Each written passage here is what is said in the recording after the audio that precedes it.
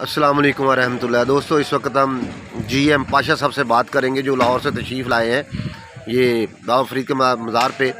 जी पाशा साहब, अस्सलाम वालेकुम। वालेकुम अस्सलाम व रहमतुल्लाहि व बरकातहू। बहुत शुक्रिया आपने हमें मौका दिया बात करने का। मेरा एक सवाल है बाबा शाफी सरकार से। सरकार, मैं ये आपसे पूछना चाहता हूँ कि ये जो मिर्ज़ा इंजीनियर साहब हैं कहते ने जी ना मैं सुन्नी ना मैं शिया ना मैं भाभी असियाँ इलमी किताबी। तो मैं चाह रहा कि इस अपना नारे के उत्ते थोड़ी जी रोशनी पाई जाए।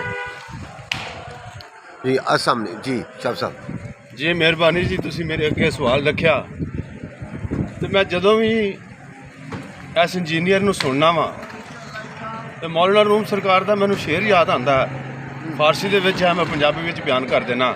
जी वो लिखते हैं कि किताब दे विच एक कीड़ा पैदा होंदा है तो जे वो पूरी किताब नूं खा भी जावे तो वो कीड़ा ही रहिंदा, वो आलम ते फाजल नहीं बन सकता।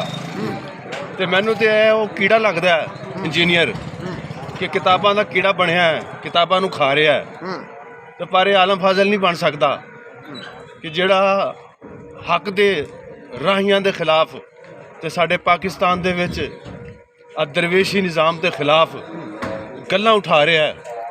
तो अज चूँकि असी इस चीज़ का तजर्बा भी किया, असी 27 की रात है बाबा साहब आए हाँ तो असी वेख्या कि इत्थे लखां लोग लंगर करके गए ने तो जिहड़ा कि हुकूमत भी इन्हां लोगों नूं इतना लंगर एक मुनज़म तरीके दे नाल नहीं पहुँचा सकती।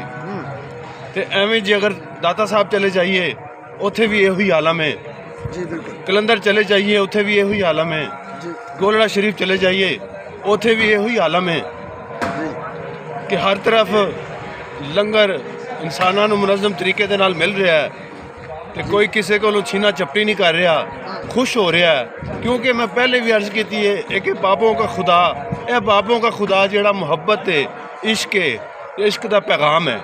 जिमें कि साढ़े बाबे अल्लामा इकबाल ने फरमाया कि मेरा पैगाम मुहब्बत है जहाँ तक पहुँचे।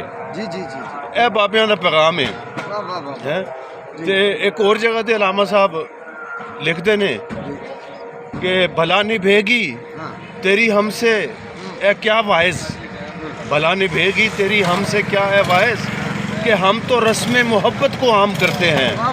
क्या बात है। असी ते साडा खुदा मोहब्बत है, साडा खुदा इश्क है। वल्लज़ीना आमनू अशद्दु हुब्बन लिल्लाह, और जेड़े अल्लाह दे बंदे ने वो अल्लाह दे नाल शदीद मोहब्बत ते इश्क रखते हैं।